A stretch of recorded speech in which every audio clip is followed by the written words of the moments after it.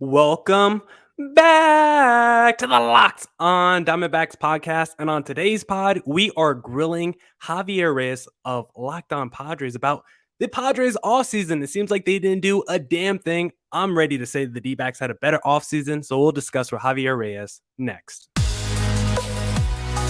You are Locked on Diamondbacks, your daily Arizona Diamondbacks podcast, part of the Locked On Podcast Network, your team every day.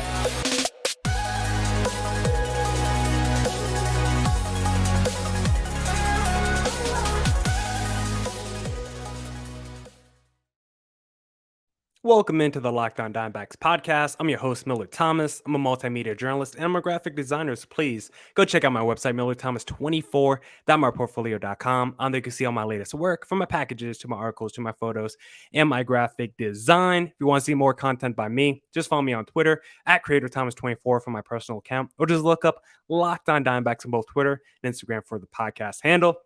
And of course, thank you for making Locked On Diamondbacks your first listen every day. I would not be able to do this podcast without you, my loyal listeners, sharing, subscribing, reviewing, doing all that so I could do this podcast for you. Thank you. It's free and available on all platforms, so please continue to tell your friends. But without further ado, we're bringing a man on to grill him about his offseason because we just did a mega NL West division roundtable, and we all agreed the D-backs had the best offseason of any of the teams. So we figured, why not bring Javier Reyes on to talk about the Padres offseason and the moves that they might have made or lack thereof. Javi, how you doing today, sir? Doing great, man. Miller Thomas, the host of Locked on Diamondbacks, believes that the Diamondbacks had the best offseason. Of course, look, we've done a lot of crossovers, and that's up there with one of your greatest spin zone moments. I know that you love to do that.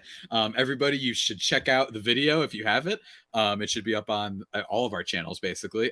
Next week. And just the grin he had while trying to pull this off was second to none. And I love it, man. And I'm happy to talk baseball all the time. And as usual, playing each other in the opener. That just keeps happening every year. It's the Diamondbacks Padres part 3. So I'm excited to talk about it. The opening series for a season that I think a lot of people are really excited for. Yeah, the D-backs listeners will hear my offseason take about the D-backs next Tuesday. And it's kind of funny because I did my grading the D-backs offseason on yesterday's podcast, and I gave the D-backs a C+, I believe, for their offseason. So a C+ offseason, and they had the best offseason in the NL West. Crazy how that just works out. But I want to talk a little bit about the Padres offseason, Javi. Let me look at my list of questions. My first one, before we get into the nitty-gritty, the details, the minutia, I first want to start with the podcast title that I had yesterday, Grading the Offseason. So how do you grade the Padres offseason? The Padres offseason, I would think, because you've made fun of me before. And we're going to break down both of our teams and the opening series and whatnot, of course, later on. But you've mocked me a little bit. So, the Padres just kind of stood there and did nothing. Mm-hmm. I think that considering what constraints the Padres had, I think I'm ready to give them a B- or a C+. I think that, yes, and you look at it in a vacuum and you say, one of the worst second half fallouts in Major League Baseball history. It's up there with, there was this team, I think it was Cleveland. It was Cleveland from like 1980 or something like that had one of the worst fallouts. It's them and the Padres, I think.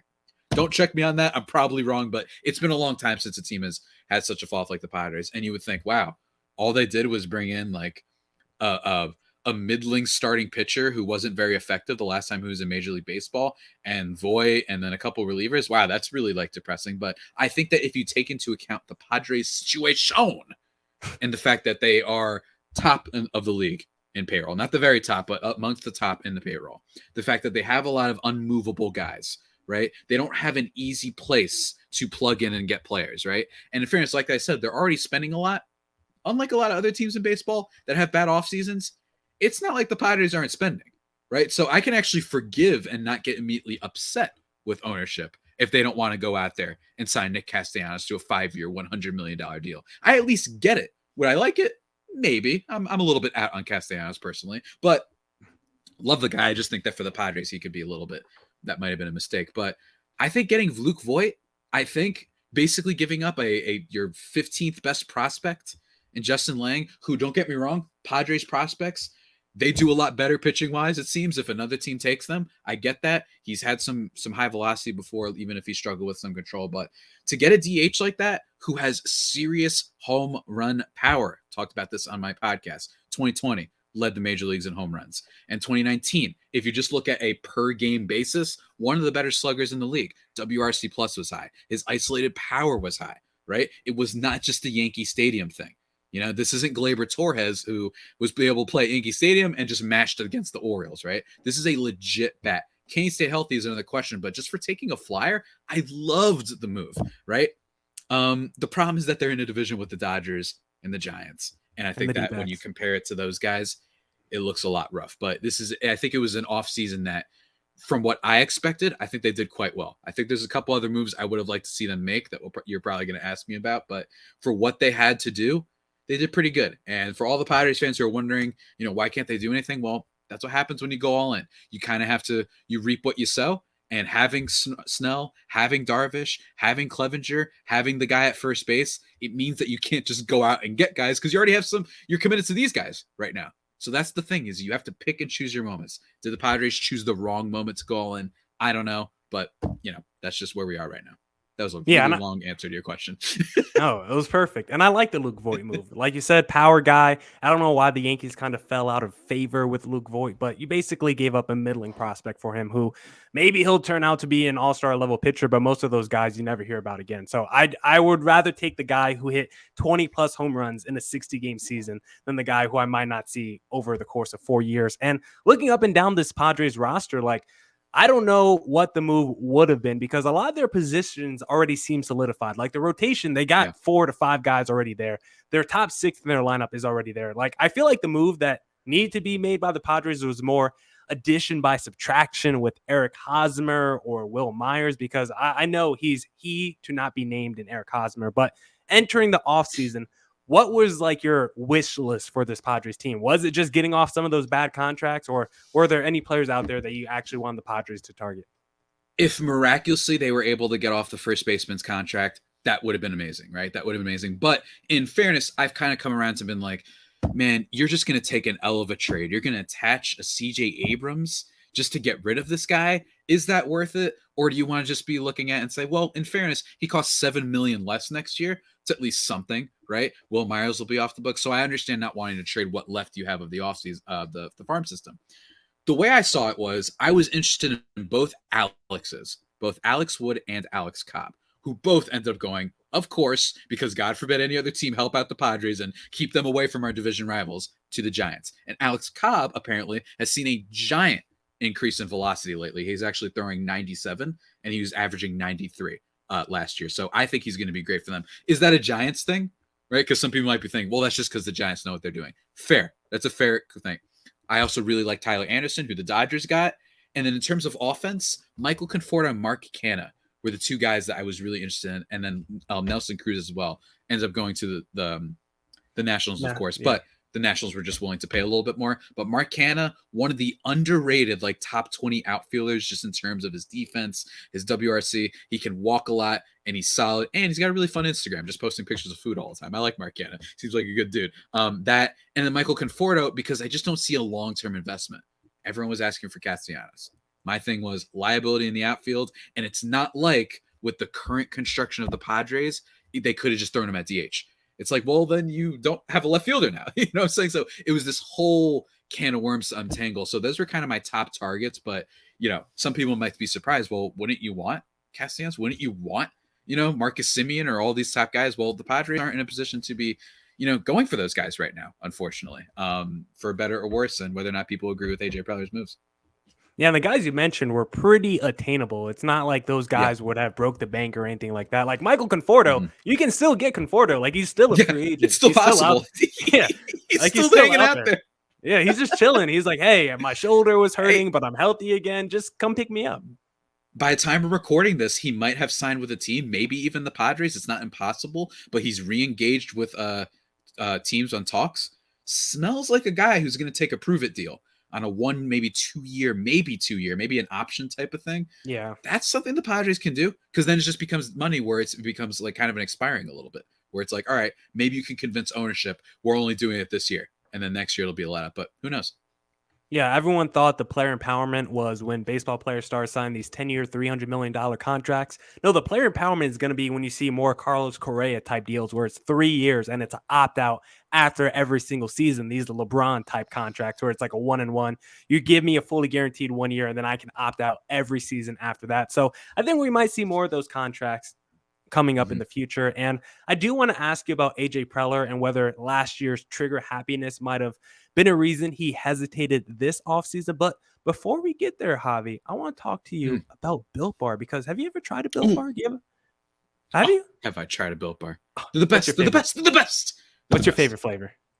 Apple almond crisp. A little bit of a hipster pick on my part, but after all, I am a hipster with this hat that I've been wearing. And since it is open day, I forgot to reveal to everybody my haircut. There you go. I forgot to do that at the top of the podcast.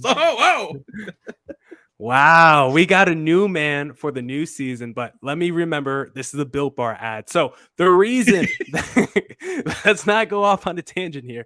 This is a Built Bar ad. So the reason why I asked you what your favorite flavor is, Javi, not to show off your haircut, but to enforce the idea that Built Bar is delicious, because it's the reason I've been able to stick to my New Year's resolution. It's going to be April by the time they're listening to this podcast. And usually by April, I'm like, whoa, I'm back to eating flaming hot Cheetos on my couch. I'm back to just playing video games every day, but not this year, Javi. Built Bar has kept me on track. I'm going to the gym. I'm losing weight. And it's because of Built Bar, because it tricks me. Every time I want some chocolatey or something that's like a dessert, I just grab my Built Bar because it tricks me. I think that I'm eating a candy bar when in reality, I'm actually eating a protein bar. Low calorie, low sugar, high protein, high fiber, great for a keto diet. And they even have these things called puffs, which are infused with marshmallow, and they're fluffy. And like all Built Bars, they're covered in 100% real chocolate, soft and easy to chew. If you want your own Built Bar, just go to built.com. Use promo code LOCKED15 for 15% off your next order. Promo code LOCKED15 for 15% off at built.com. And also, thank you for making Locked On Diamondbacks your first listen every day, unless it's Locked On Padres. But either way, you got to make Locked On MLB Prospects with host Lindsey Crosby your second listen of the day, because Lindsey is a prospect encyclopedia. He's going deep on the MLB stars of tomorrow. It's free and available wherever you get your podcasts.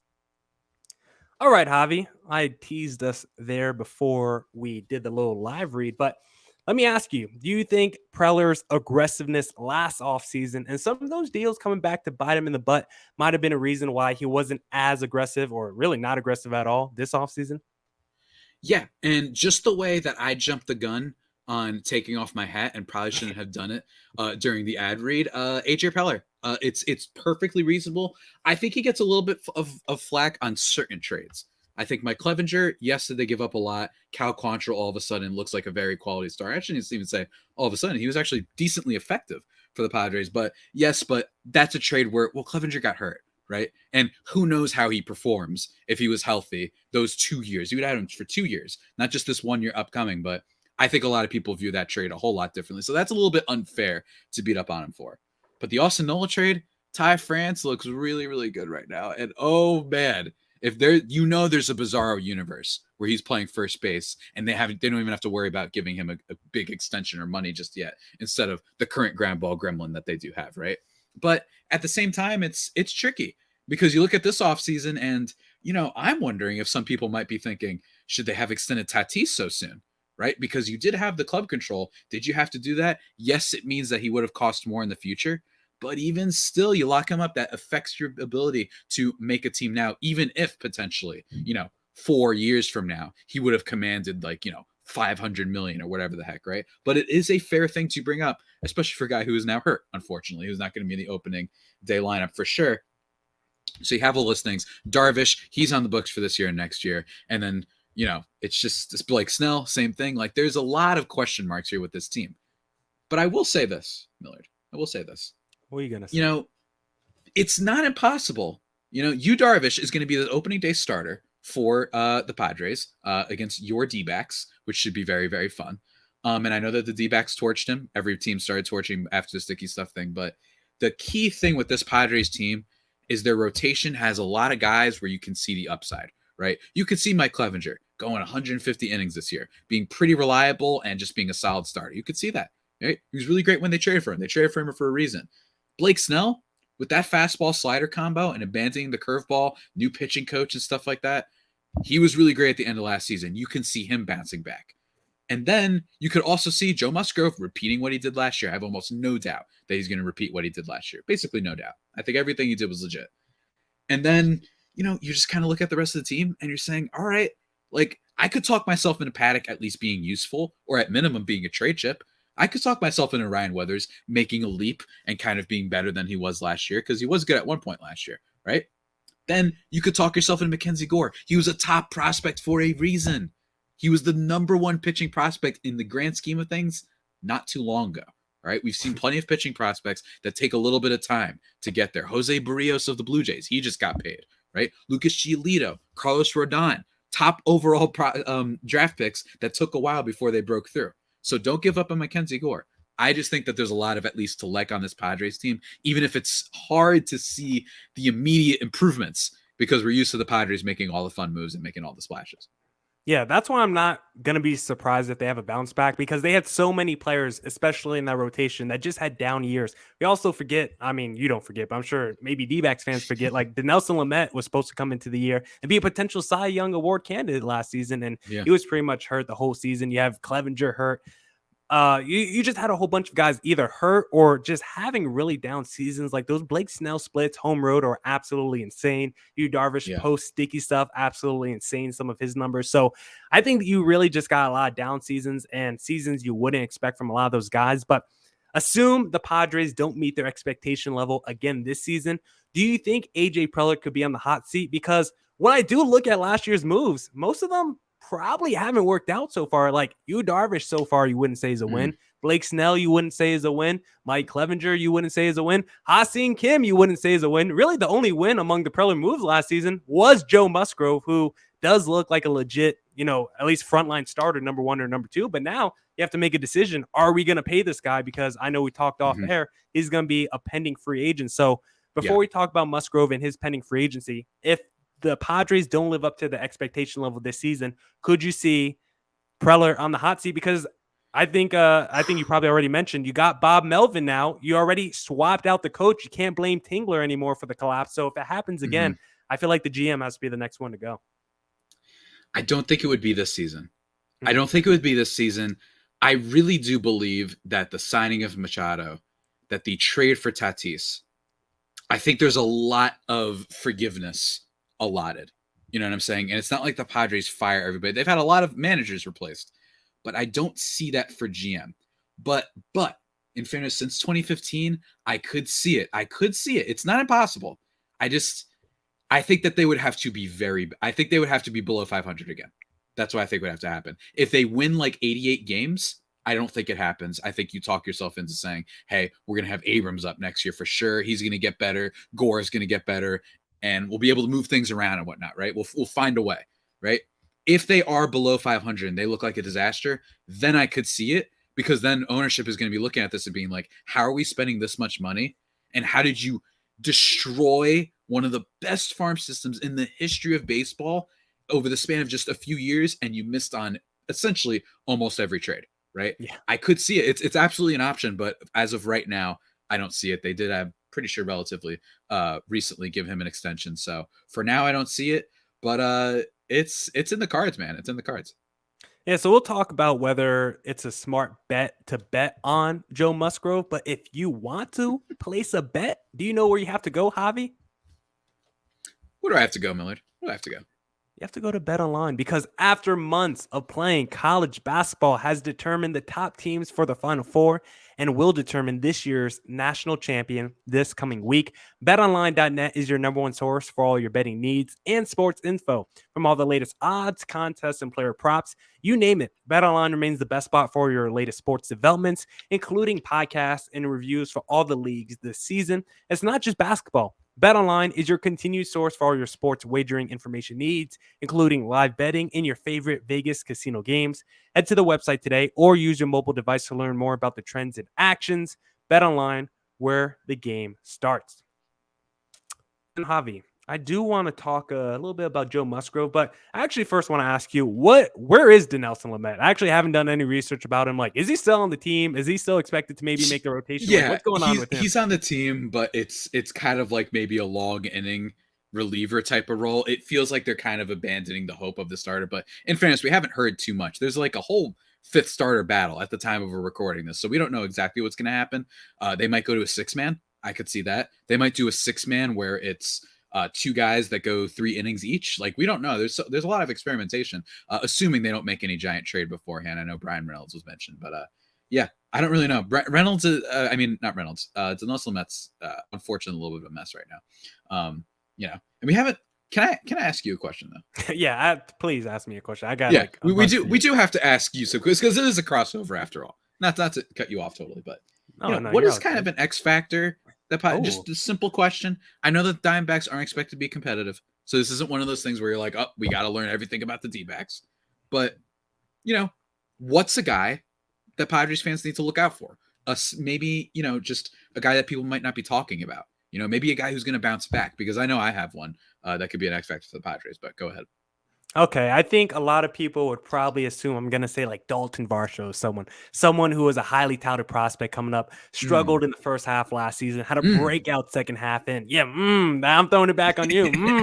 Yeah, and he's someone I've said a lot. He's a huge swing player for the D-backs this season. But I got a new guy of who can be the X factor for the D-backs this season. I'm going with the man we acquired in the Zach Greinke trade, Seth Beer. Now, the reason he hasn't played on the MLB level just yet is because he is atrocious at defense. Zach Buchanan last year, a couple years ago before 2020 season, said he will not be called up until they bring the universal DH back. Well, guess what? The universal DH is back and it's here to stay. So it is time to get Seth Beer in the lineup, because when you look at every checkpoint of his career, he has smashed his way through the minors. You look at his little 3-game stint he had on the MLB level last season to end the year with the D-backs before he got hurt. He was smashing the ball in 10 plate appearances. Even in spring training this year, he's been smashing the ball. At every checkpoint, Seth Beer has crushed it and shown he can be a real offensive threat. And the D-backs were a team that finished second fewest home runs last season in Major League Baseball. Seth Beer has 30 home run potential. He will not be playing first base defensively unless Christian Walker, Pavin Smith, and every defensive first baseman in the system gets hurt and everyone else around Major League Baseball gets hurt. That might be the only way he plays first base. But should he be the DH? Damn yes, because he might have the best offensive repertoire of all D-backs players after a Ketel Marte, a Varsho. Maybe it's a battle with Carson Kelly. I like it. Because the DH is a big thing, right? I know that we've talked about it probably on both of our respective podcasts a lot, but that changes things, because it means that you're going to have all these guys that might not be great off the defensive players, like you mentioned, that can make a little bit of an impact. It's more lineup manipulation, right? More interesting strategies, I guess we could have there. So that is a name, because Dalton Varsho is one that I hear from the Diamondbacks a lot. So I appreciate you bringing up your man there, bringing up your man just a little bit. Yeah, the DH is something, of course, we've talked about ad nauseum, trying to get it back. I know we've argued with the old people like Sully Baseball about trying to get the universal DH back, because I don't know why people want to see the strategy. We saw the strategy implemented last season. The Brewers had to leverage great starting pitching from Freddie Peralta just so they could get potentially one run with the bases loaded in the 4th inning of their series last season. I don't think they got that run. And then you have to take Freddie Peralta out when he was cruising through 4 or 5 innings. So that's not a strategy I want to see. So I'm glad to see the universal DH back. Nelson Cruz, like you mentioned earlier, would have been an interesting name. I don't know why the Nats are signing Nelson Cruz at 43 years old. They're a team that's going to be in last. I guess just a trade piece. That's about it. Just acquire assets. Before we wrap up today, Javi, I'll get you on one more question. And since you threw it to me, let me throw it back to you. Who do you have as the X factor for the Padres this season? Tatis? X factor for the Padres. Did you say Tatis? Yeah, Tatis' shoulder, X factor. That was mean. Yeah, that was mean. That was below the belt. I apologize. I actually like Tatis. I'm sorry, Tatis. You're everyone does. Everyone does. Yeah, everyone. I know you've slandered him on Twitter before. Oh, yeah. His defense. Oh yeah, the defense. His defense isn't that bad. It isn't that bad. It's just 20 years. Anyway, okay. It's all right. We don't know. His defense isn't bad. Hassan Kim. You brought him up earlier. I think Hassan Kim is a major X factor, and here's why. among qualified infielders last year, his defensive run save total was pretty incredible. I think he had a little bit under 10 defensive run saves, considering the amount of playing time he had. And as of right now, again, we don't know. We're recording a little bit early. It's probably between him, Abrams. You got Jurickson Profar around there. Maybe they move Jake Cronenworth to shortstop. We don't know. But Hassan Kim is probably the likely person that could get a lot more reps. If he becomes just an average MLB hitter, let's say he hits 240 with a 320 on base, right? Not that great. Hints of power, maybe 15 bombs, something like that. The defense is so good that over the majority of the season, he could be a 3-WAR player potentially. That's how good his defense is. He darts the ball to first base. He has great range. He has great reflexes. He just has a great instinct. He's the one who threw that last out for Joe Musgrove's no-hitter. If he can just improve and become an average MLB hitter, not even a star, does not have to replicate what Tatis did, that would be an improvement. And that would sure up your infield with Cronenworth, with Hassan Kim, and with Machado. No ball is getting past the infield, at least on that side. The other side may be a little bit questionable, but that's a big time X factor. I don't think a lot of people are talking about. I'm not ready to give up on Hassan Kim after 1 year. It has been rough, and he looked really bad at the plate, pulling over 50% of his balls. That was bad. But I think that there's time for improvement. It's been a year. I think he's the type of guy that really could have used a stint in the minors to, amp up his bat. But with that defense, I'm just saying, this is the type of thing that we forget about. There was hype about him last year. Now, maybe we get a little bit more exciting. And then the other X factor is probably Mackenzie Gore, who, if he does make the rotation, wasn't too long ago that he was a top prospect. So, Yeah, after watching Kim last year, this would be like the equivalent would be me giving a take on how Nick Ahmed is going to be the X factor for the D-backs in 2022. All defense, no offense. So we'll see. He was a pretty big time player in the international waters, Kim was. So hopefully he can tap into some of that offense that he showed overseas and bring it over to the United States. So we'll see what happens there. Mackenzie Gore, I don't know what that guy's going to be. I haven't looked up any of his MLB minor league profiles or anything like that. I haven't looked at the stats. So we'll see. With prospects, I'm a wait and see kind of guy. Once you show it to me on the MLB level, then I'll be a believer. I'm not really going to believe in you until I see it. I feel like that's a pretty fair take. So Javi, I feel like we're probably going to do another crossover next week. I do want to do a little opening day friendly wager, but I don't want to do it on today's pod. I don't want to do it on today's pod, Javi, because I want to do it next week. I want to save it for next week because this is coming out tomorrow. At least on my end, this is coming out tomorrow. So I would love to do maybe a little short crossover next week where we right before opening day, because I want to simmer on this. I really want to think about it. I also need to know who's starting opening day for the D-backs. I don't know when the heck I'm going to put this one out of mind, but yeah, okay. Whenever you want, because Gallen's dealing with some shoulder stuff right now, so he might be limited if he was to start opening day. We might have to throw Bumgarner out there again opening day. We saw how that went last season. So your boy might be starting opening day, so that's why I want to wait to do the wager until I officially know who's starting opening day, because I think it'll get more juicy if Bumgarner is starting, because we already know what the wager is going to be based around. It's going to be Madison Bumgarner based if he is starting opening day. So we'll save that for next week, Javi. But for the audio listeners, where can they find you on social media? You can find me at Javipeno, JAVIIPENO, and at LO_Padres. That is, what I just said. And then Lockdown Padres on YouTube, trying to get that subscriber count up. And yeah, I'm looking forward to this week. We'll probably, let's say, a recap of the series, perhaps, is what might be in store. What do you think? What do you think? Yeah, we could do a recap. That sounds fun. Then do we need to do a wager right now? Then we're gonna recap the series. I don't. No. If you really want to, if you promise that we do, because we've done one every year. So we have. If you promise that you're gonna look it over and we do another crossover for Thursday, it'll be then I'm in. But if you don't, if you don't stick to your word, if this is you chickening out, you want to do a Thursday recap I've done it to after Josh the game? Neighbors before. I've done it to Josh Neighbors before. I will absolutely flame you on the Bird app. I will post the videos and whatnot, even though the one that I posted for Josh Neighbors for Lockdown Nationals low-key hasn't aged well because Trey Turner is awesome. But still, it's still a whole lot of fun to do. So we'll see. But I'm looking forward to a chat that will happen pretty soon again. So you want to recap after the game? Is that what you're saying? Or you want to go next day? You want to do that Friday little recap? Because I'd probably be asleep by Thursday night once after the game. We recap the entire series, man. Okay, recap the entire series. All right, never mind. We'll do the wager. We'll announce it on Twitter on the Bird app before the series. We'll talk offline what the wager should be. And Okay. then, or maybe we'll make it secret. Maybe we'll make it a secret. You'll just know what the wager is based off how the series goes or how opening day goes. So that I could be feel like the interesting. people are going to want to know. I feel like the people are going to want to know, All but right. we'll see. We'll talk about it. We'll talk about it. That is Javier Reyes of Locked On Padres. I am Miller Thomas. Follow me on Twitter at CreatorThomas24 for my personal account, or just type in Locked On Diamondbacks on both Twitter and Instagram for a podcast handle. We are also on YouTube. We are trying to hit Javi's subscriber count. We are trying to climb to that number. So please, please, please go subscribe Definitely to Locked On Diamondbacks. Go check it out, guys. Come on. Go check it out. Javi, I guess I'll see you next week, sir. Sometime. We're coming. We're around the corner. Sir. All right. That is Javier Reyes of Locked On Padres. I'm going to take him off the stream. Thank you to everyone who tuned into this edition of the Locked On Diamondbacks podcast. Go back and catch up on any pods you might have missed this week. We had on Zach Buchanan of The Athletic to break down that Marte contract and spring training positional battles and give us some injury updates as well. So go check out that pod if you might have missed it. We got a huge divisional roundtable coming next week for you guys, so be on the lookout for that.